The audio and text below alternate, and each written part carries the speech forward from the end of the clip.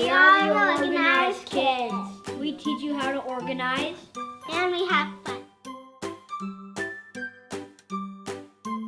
We're checking in on the Legos, and I'm going to show you how they held up. They're still color-coded. Black, blue, red, black, brown, people, green, wheels, yellow, gray, white, two-story manuals. And up on top, storing them, we have things that are already built.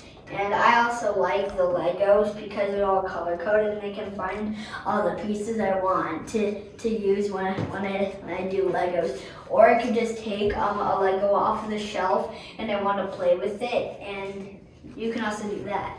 I like the two-sort bin because it makes cleaning up easy, and we have all the parts that we don't use.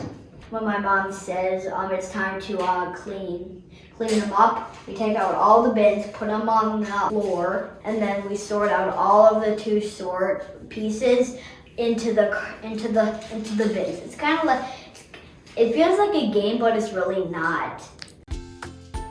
Don't forget to subscribe. New videos every Tuesday.